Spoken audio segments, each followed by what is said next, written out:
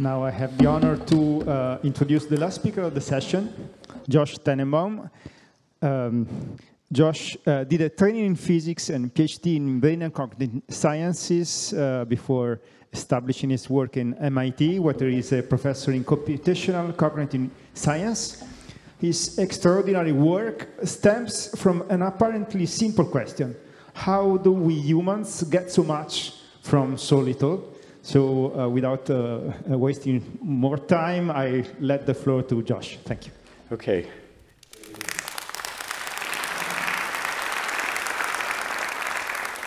It is an incredible honor to be here. It's also a great honor to be the last speaker, and especially in this session on the human singularity. The title of my talk is, if you didn't catch it, Scaling Intelligence the Human Way, and I want to give you my own take on this. And I thought, especially since it's the end of the day, let's start off with a little bit of a fun demonstration. This is for all of you to participate with, but there's a few people in the front row who will be able to be more active, let's just say. Okay, so see that? That? Now, where will the dot go next? No. Yeah. Mm-hmm.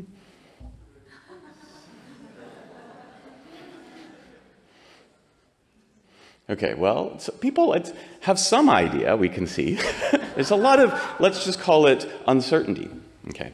Well, so that's where it actually went. Now, where will it go next? Interesting. Doesn't really look like a Gaussian distribution, does it? But it looks like something. We might call it structure. Yeah, okay.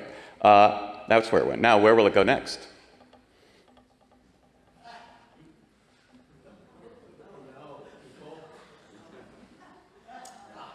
Now, where will it go next?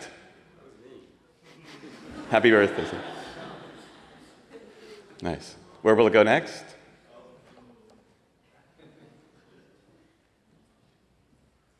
Next.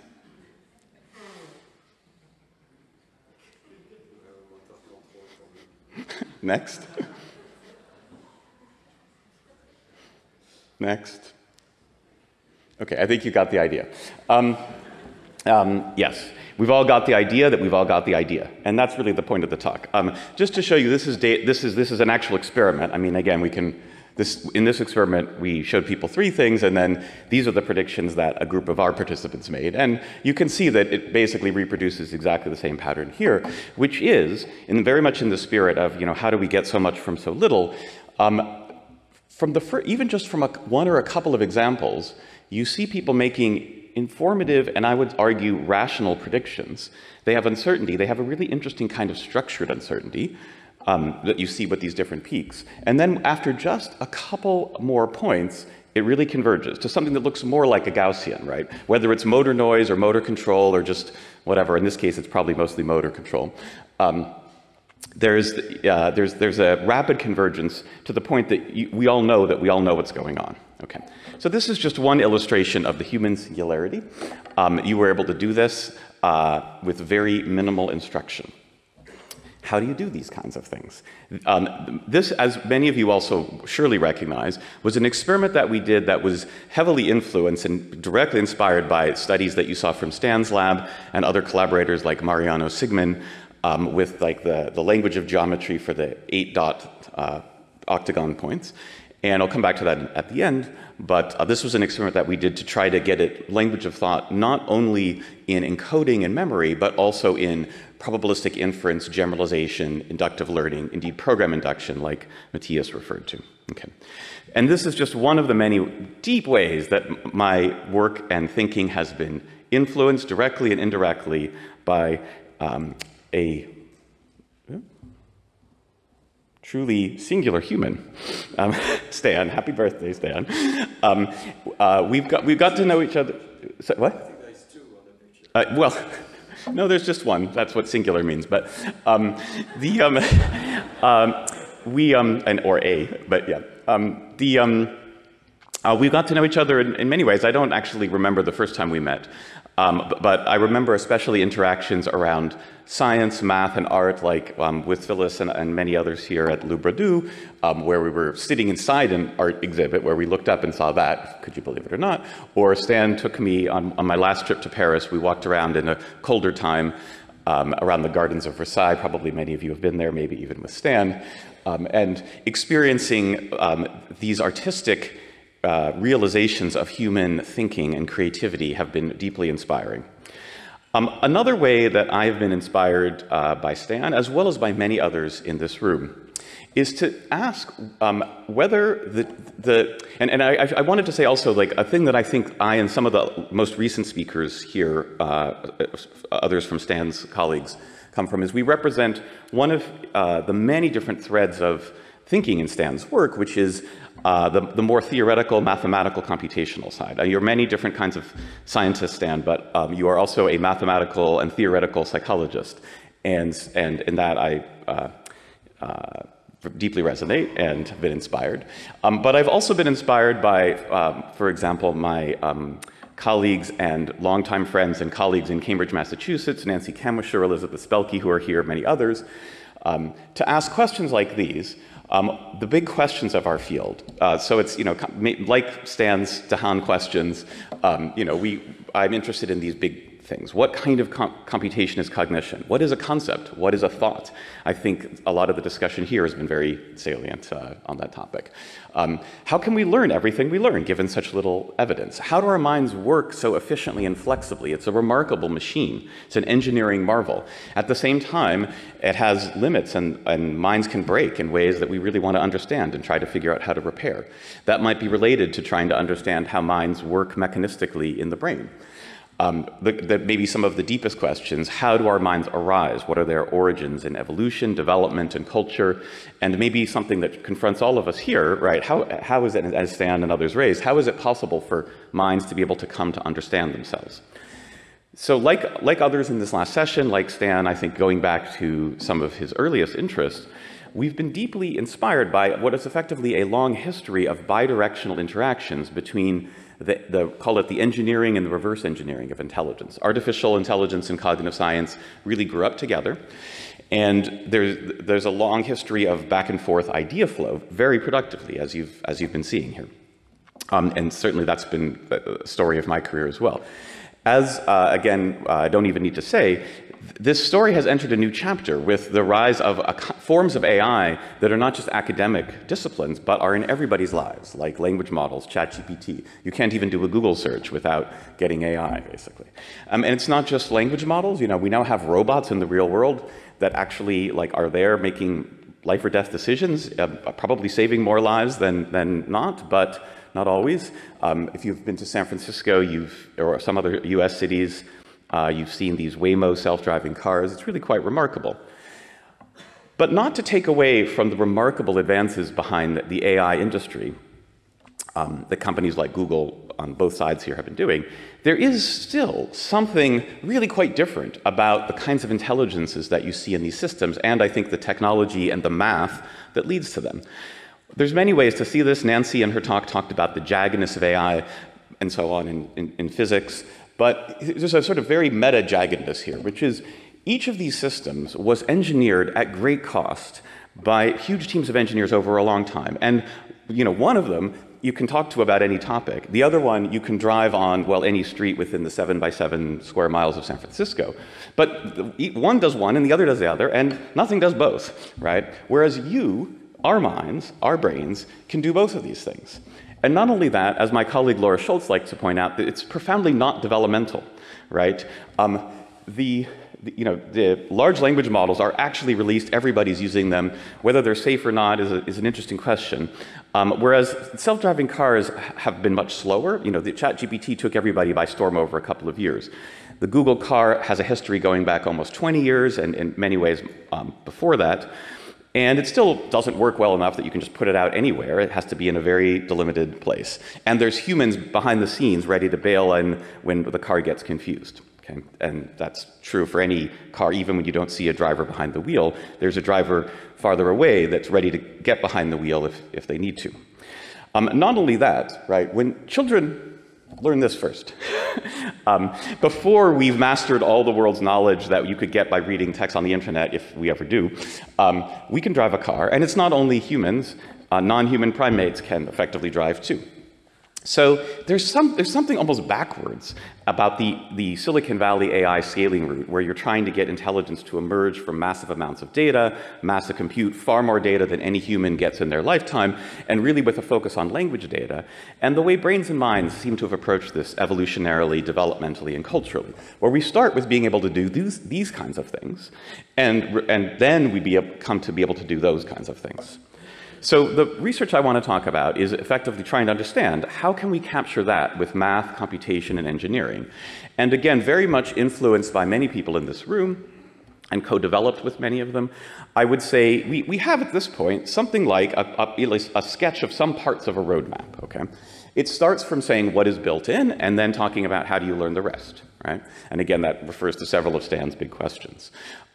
You know, you could talk about core knowledge, or some of my colleagues prefer the term core architecture, because we're talking about systems for representation, but also other aspects of architecture that might be, for example, different kinds of goals or motivational systems, as well as different kinds of algorithms for inference and learning.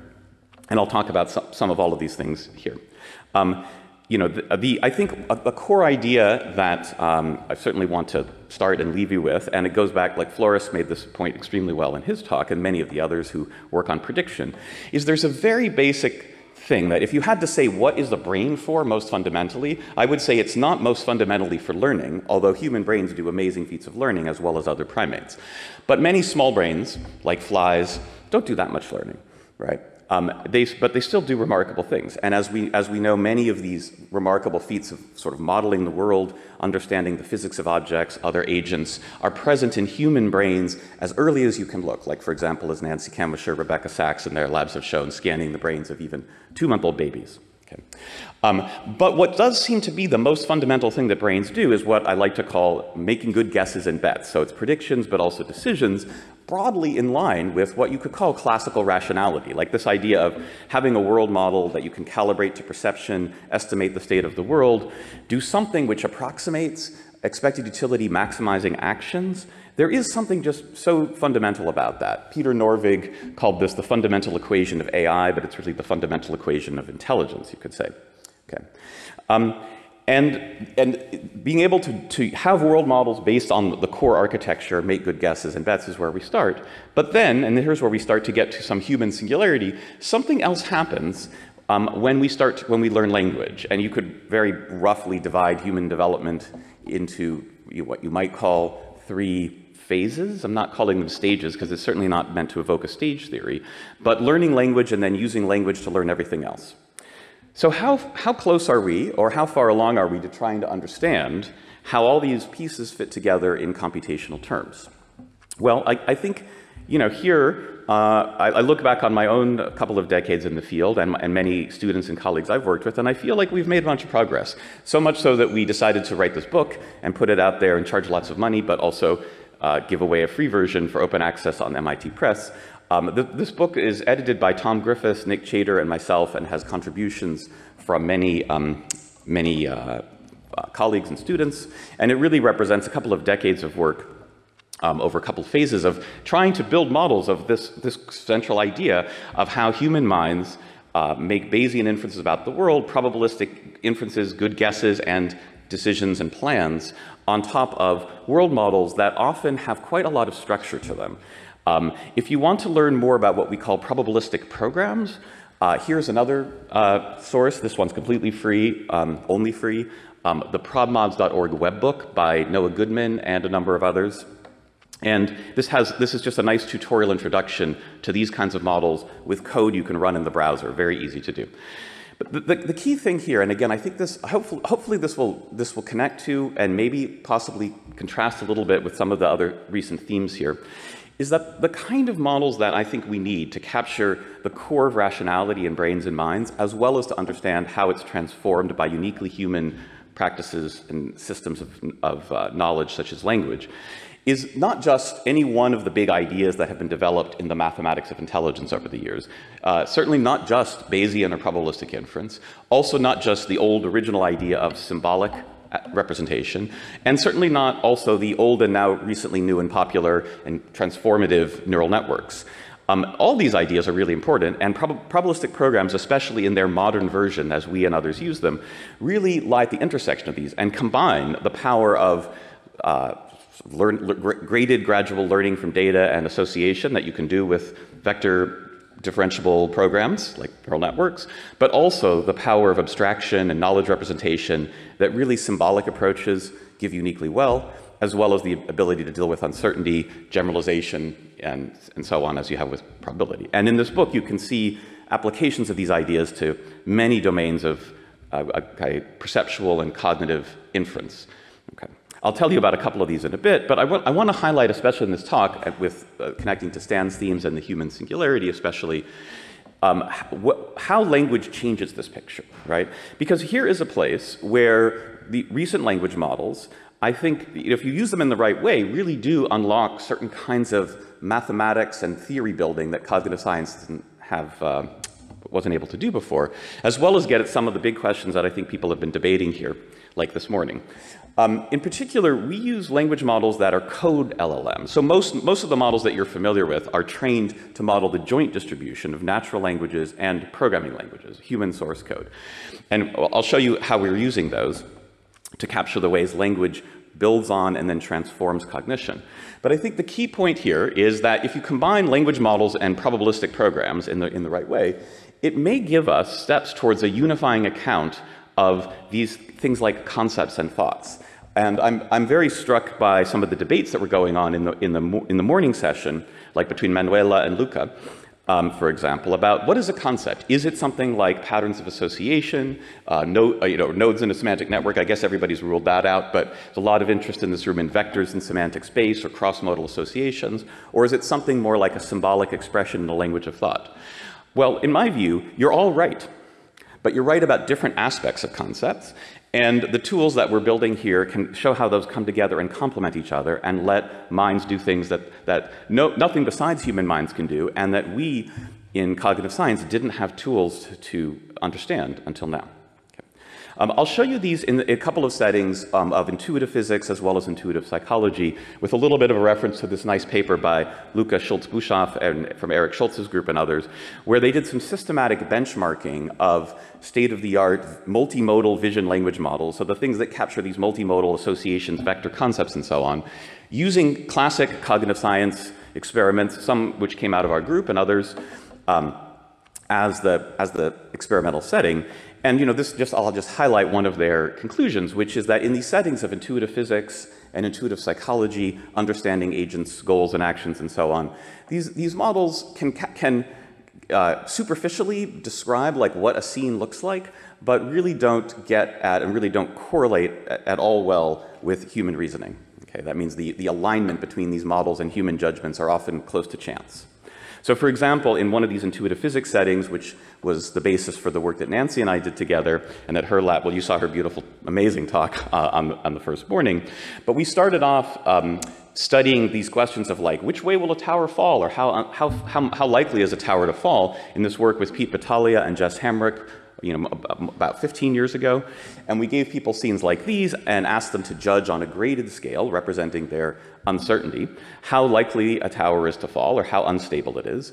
And that's the mean judgments on the vertical axis. And we showed that we could capture this very well quantitatively with running a small number of probabilistic simulations in one of these approximate physics engines. So it's like the kind of physics engines that video games use. It is a reasonable, resource rational or pragmatically efficient hack on Newtonian mechanics, but it's one that can capture complex scenes just well enough to look good on short time scales, which is also what brains care about. And then we run a small number of probabilistic simulations, and that's going to be a big theme in the work in order to capture people's judgments. And this is exactly the setting as in that Schultz-Buschoff paper, or Buschoff-Schultz paper, showing that basically via state-of-the-art vision language models are near chance. The most recent ChatGPT-5 has gotten, I'd say, significantly better at this, but there's still really big gaps. Part of what's so striking here is that it's not only these very familiar judgments that anybody who's built Legos or blocks or played the game Jenga has made. But again, in the spirit of human singularity, I can program your mind with a new judgment. Like I can show you these tabletop scenes and ask you, suppose which have these red and yellow blocks in various configurations, and I say, suppose I knock the table hard enough to bump some of the objects onto the floor, is it more likely to be red or yellow blocks? People can make systematic judgments here, and the very same model can capture this very well too.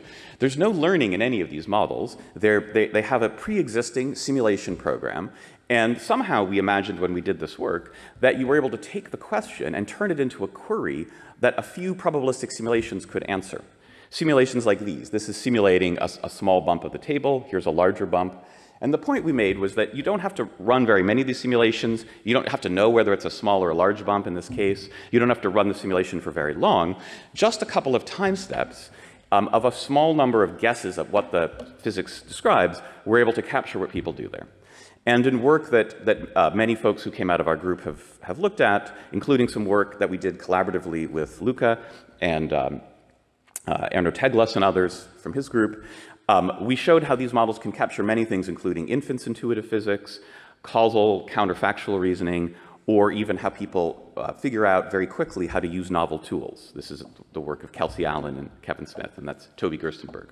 Okay. Now, where does language come into this picture? Okay, so here I'm going to very briefly channel some ideas that started with this paper From Word Models to World Models by Leo Wang and Gabe Grand. They're the co-first authors. Alex Lev also was a key author there.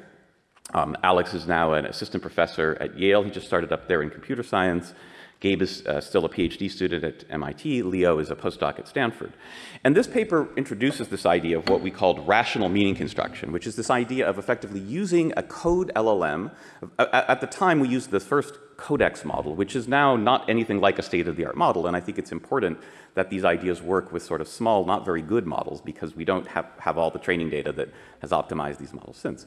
But we use these models to model what is effectively what some linguists call a meaning function, or a probabilistic, contextual, sequential translation of strings of words into lines of code in a probabilistic programming language. And I don't have time to go into all the ways that I think this captures aspects of different semantic theories over the years, but this is what I was talking about in saying we have what is effectively, I think now, steps towards a unified theory of meaning at both the word and the phrase and sentence level. Okay. But just to illustrate, this is work that Said Zhang did together with Leo and Gabe.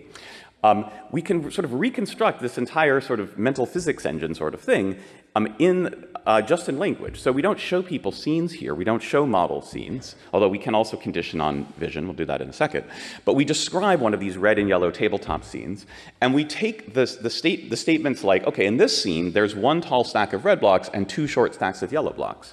And the code LLM generates a distribution on expressions in a probabilistic programming language. These are conditioning statements, which condition a scene prior of blocks and give you a scene like this. This is one scene that the model imagines in its mind. This is a snapshot of a physics simulation that is not seen, it's just constructed in the model by conditioning a prior on all red and yellow block scenes on those statements. And then now this is a runnable simulation because this is a physics engine, so you can simulate the bump and observe the result, do this a couple of times, get an inference, and so on.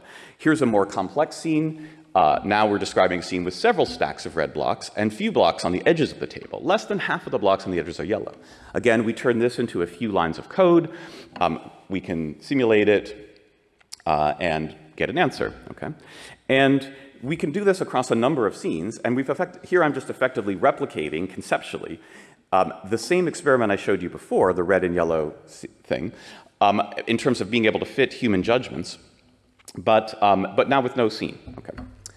All right, we can extend this to all the things you could talk about. Because I'm already running short of time, I'll skip this, but part of the point of language is anything we know can be brought to bear on the problem. So if I know something about how tall a toddler is, I can take that statement, and now that's something I can condition on. That wasn't something we even thought about before, but now it's taller scenes, okay, fine.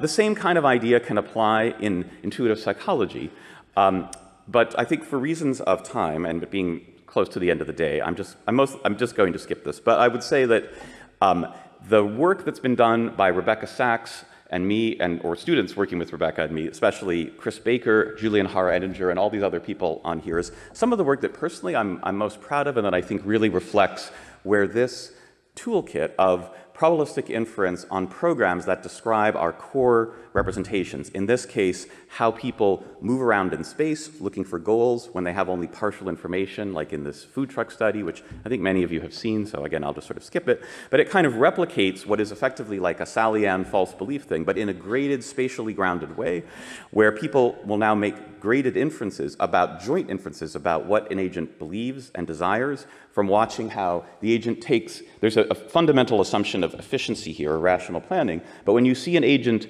who might be going to a Korean, Lebanese, or Mexican truck, take what is apparently an inefficient path where they see the Lebanese truck, turn around and go back to the previously seen Korean truck, you can infer that they were hoping it was the Mexican truck, even though you don't see the Mexican truck. But that inefficient motion is interpreted as efficient motion to a goal that could have been there and that was there in their minds. Okay. And this is something we can, again, quantitatively capture and quantitatively model people's judgments of agents' graded desires as well as their subjective beliefs.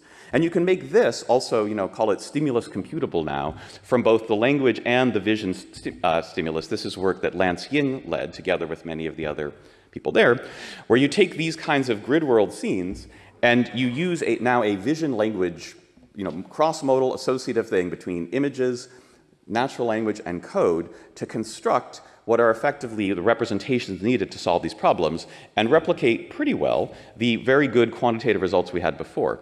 But if you take just the base multimodal association model, so just the VLM, it's basically a chance. And this is just the kind of thing that the Wuschow-Schultz paper showed and others. And so it shows again that while these models capture something really important, these VLMs, about the cross-modal association and vector space structure of concepts as labeled by words, they don't actually capture the full notion of concepts that provide reference to the world, grounding in intuitive theories like theory of mind and the physics and space that sits on top of this. And so hopefully this shows how you bring these tools together to, I think, make the progress that we need. But this is still all fundamentally the core architecture and how language grounds on it. How do we go from these domains to like all these other domains that I said the tools have been built for? Because over the years, and you can read about that in that book and many papers by the folks on this slide, and this is just a small fraction, in every one of these domains, we can build these theoretically, I'd say, quite satisfying explanatory models that are quantitatively predictive, like what I showed you, but they're all these bespoke little models built by computational cognitive scientists. How do we capture the capacity of a mind to construct all these models for itself? And in some sense, this is also kind of the question of how do we go beyond core knowledge? And I want to talk about a few ways of doing that, just very quickly. So one is using language to transform our thinking. And again, this part of the talk will just be sort of advertisements for recent work.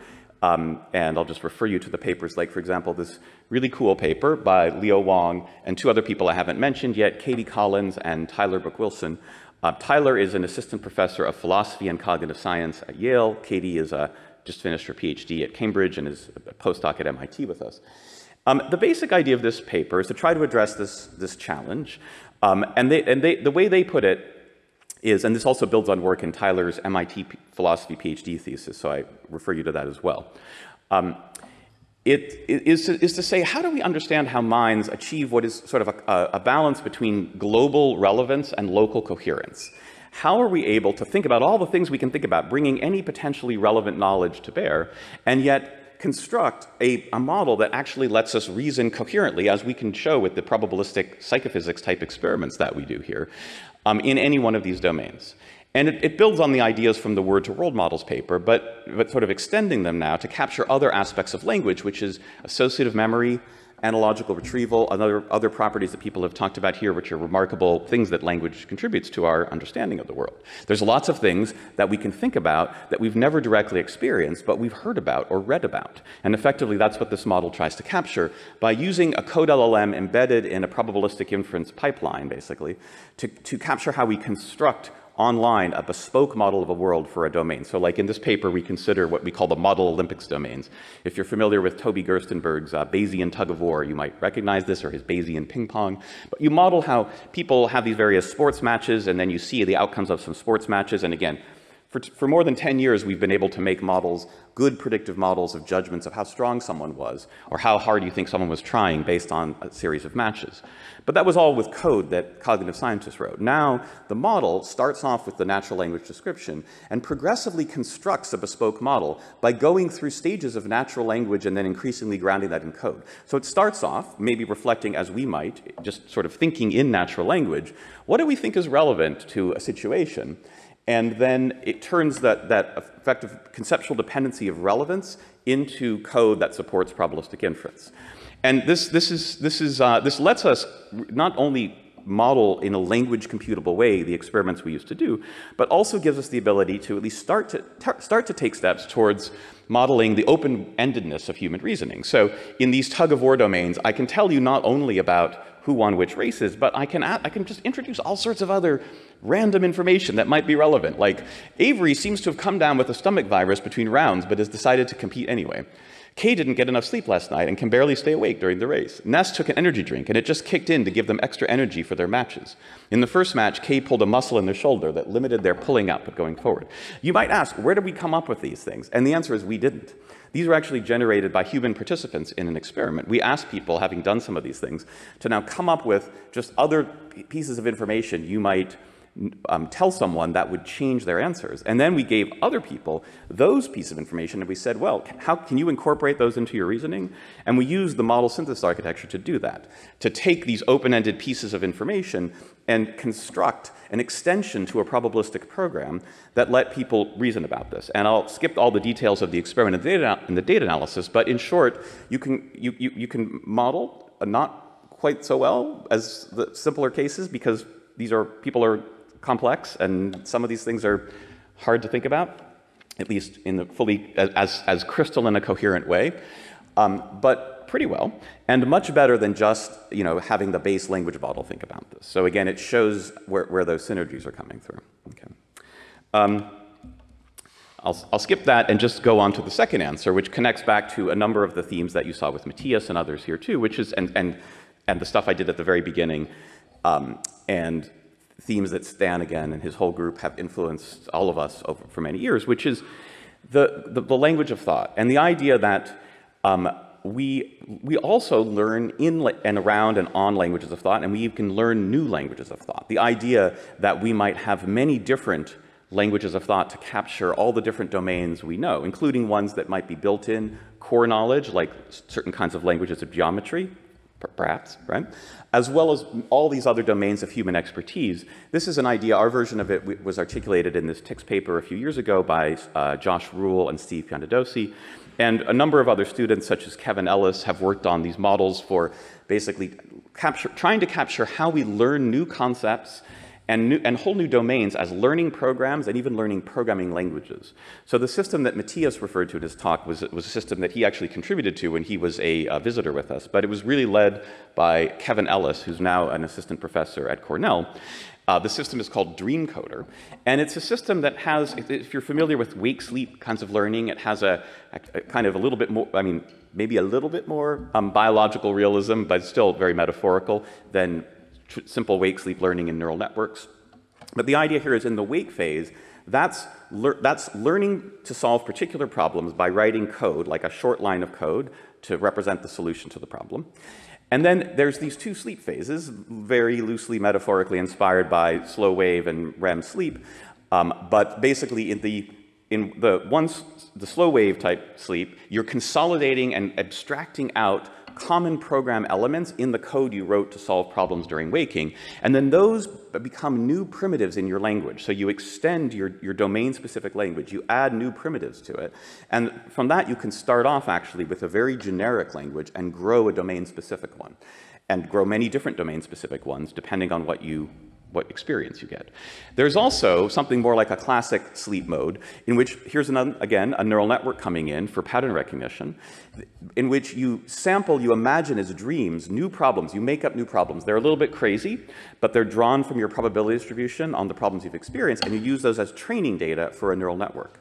And applied to logo drawing, like Matthias talked about, this system starts off, its goal is to learn logo programs, simple drawing programs, much like the language of geometry ones that Stan and Matthias and Marie and many others have worked on. to make these kinds of shapes. But actually, many of these are quite hard, and it only comes after multiple iterations of learning to be able to write these programs after it first solves simpler problems and then invents these new primitives. These are some of the primitives that let it now write programs for these more complex drawings very short, very compressed, using these novel primitives. If you had to write them using the original logo language, which is just pen up, pen down, move ahead, turn, you'd never be able to find them. They're not compressive enough. But having learned a new language, now they become compressed. This was the basis of what Matthias talked about, how we learned a good representation for these more complex kinds of geometric drawings.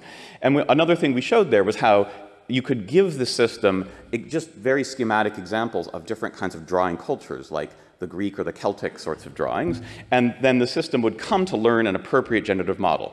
So in that sense, it was specializing to certain kinds of domains of diagrams. And you can really see what's going on by looking at its dreams. So here's the system learning in its sleep. At the beginning, its random samples of programs are really, really boring because its language of thought, it's just sampling random programs from its language of thought, is just base logo. Not very interesting. But after 20 iterations of learning, this is what it's dreaming about. Again, kind of weird stuff, but much more complexity, and you can see what these are now, in a sense, these programs now are just as simple to it as those ones were before. To take one of Stan's tropes, you could imagine the very same system, if it was a little bit more like a baby Einstein, and we did this, giving it physics problems to solve, and then it actually constructs a library of concepts. It starts off from, again, a very minimal kind of Lisp language, but it constructs concepts of vector algebra and things that become like inverse square laws even, where, again, a very complex physical law can now be written in a much more short, compact way because it has these concepts of vector products and ratios and squares and such. Okay. So I just want to leave us again, coming back, as Nancy said, it's the questions even more than the answers. So just some questions that I hope we'll all think about and that folks in our lab are currently thinking about, and collaborators. Where is the real singularity here? To what extent are these capacities for program learning or learning new libraries or languages actually uniquely human? What are their various roots and origins? And even what are their neural mechanisms? So one way we've been trying to get at this is this work that was led by Tracy Mills and Sam Chayette with collaborators in Nicole Coates and Laura Schultz in developmental psychology, and Alessandra Silva and Steve Ferrigno in working behaviorally with macaques. And this is the dot thing that I showed you. So going back to the beginning, we gave people, starting with human adults, many of these programs where these are just showing the dot sequences, and here's showing human adults making a series of judgments where over each step they go from being kind of all over the place, but with interestingly structured uncertainty, converging to confidently knowing and knowing that they know. And what we first showed that we could model this using a kind of Bayesian inference of probabilistic programs. So it's probabilistic inference of probabilistic programs. We imagine a learner which sees just a short observation, can generate hypotheses from a language of thought for spatial temporal programs, which is kind of like, much like the ones that Matthias and Stan have worked with, extended a little bit with some extra kinds of recursion. And then doing Bayesian inference, these are a few hypotheses in this space that are all consistent with the several examples. And notice how they're quite different. And the result is when you average over those, when you consider, well, what it might be, you get a very structured distribution of uncertainty. That's what you saw in the data here, right? Where it's not just a Gaussian. Some people are here, some people are there, some people are there. It's as if, and there's a lot of other evidence for this, each person is not constructing a large number of these programs, but they're drawing a sample from the posterior. That's what the so-called one and done idea from Ed Vool and others. And we see really nice evidence of that when we compare the distribution of human adults with the distribution of samples from the model. Now, in this latest study, which has just been submitted, we compare also with children and with monkeys, and we see something very interesting.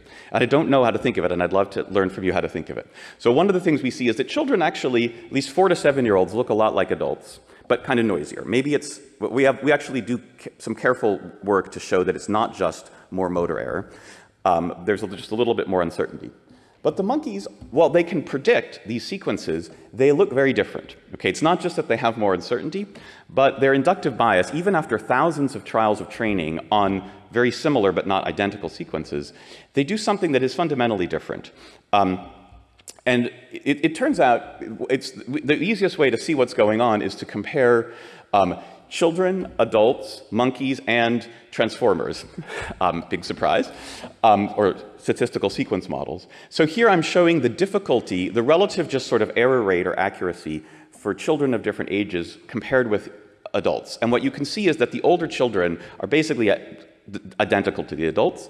The 5-year-olds are pretty similar, maybe even 4-year-olds. The 3-year-olds, though, look, the 3-year-olds are almost uncorrelated with adults, but they're perfectly correlated with the monkeys, okay, in terms of what things they find easy or hard. And they're all perfectly correlated with a transformer that that has a context window of size 2. That turns out to be just a small variation on just a kind of local linear extrapolation. So they're doing some kind of real prediction. It's like in Floris's work. The brain is predictive, monkeys and probably many others. Okay? But they're not doing the same kind of structured program. What's different? What changes? Is it education? Is it learning language? Is it just what parents in this culture do with 4-year-olds? We'd really like to know, and we're hoping to find out. There are also, and here I've been inspired by Liping's work and a number of others here, and I just mentioned some work that I know some of you know from Lucas Tian in Winberg Friewald's lab. We are also trying to study precursors of these kinds of abilities in monkeys, where we've been teaching them, inspired by the language of geometry, to draw simple kinds of things. I'm almost done, yeah. And in work that Lucas has, some on bioarchive, others still very soon to come out in prep, we've shown that monkeys can learn very simple kinds of grammar-type systems for these drawing programs, and that they seem to be realized in a hierarchical network of both in PMV for some basic action stroke symbols, very sort of primitive action primitives, and then some more complex stuff in prefrontal cortex. Okay. And the very last thing, and again, here I want to bring it back to Stan and his birthday, is though I think there are some precursors for symbolic program induction, there are some kinds of program induction that we know are uniquely human. I want to just show you the work of another singular human that I happen to have the privilege of working with. Kartik Chandra is a really brilliant MIT PhD student. One of the few students I've worked with who's as both brilliant and polymathic, I think, is Stan. And in a paper that he's written, it's a very personal paper, but he considers the question of how can a person come to understand themselves? How could we, collectively, as a culture, come to understand ourselves? Or how could a machine come to understand itself from the standpoint of program induction? And he takes the probabilistic programming language Church, and he writes a kind of a program which he calls a gogine. It's like a quine. It's a gogine. I don't even quite know how to pronounce it. But you can read his wonderful essay to see why he calls it that. But it's a program that basically, what it does is it tries to figure out itself. So by modeling its history of responses, it tries to think like, well, how do I think I work if this is the way that I thought I worked when I saw this data which I generated? So it's a completely internal reflective process, which could perhaps model in some schematic way the way at least some humans have asked themselves the same question. And he shows that actually it's not only possible, but it's actually quite reliable. If you have the right kind of sort of meta-recursive probabilistic programming mind, you can reliably figure out how you work. Okay, so I'll just refer you to his paper on that, and wrap up by just showing you, reminding you of the roadmap that we've been trying to lay out. What are some of the ingredients of how human intelligence scales? Whether it's starting from the basic idea of rationality and the tools that bring together neurosymbolic and probabilistic paradigms for thinking about intelligence computationally, and models of core architecture, what's built in and shared with other animals, but also how language transforms our minds, and possibly even how we might start to study this in the brain. I hope I've also convinced you that Stan's charge, I think, to all of us, the question of whether math can answer the big questions of cognitive science, I think it can start to answer many of these. So thank you for your attention, and thank you, Stan.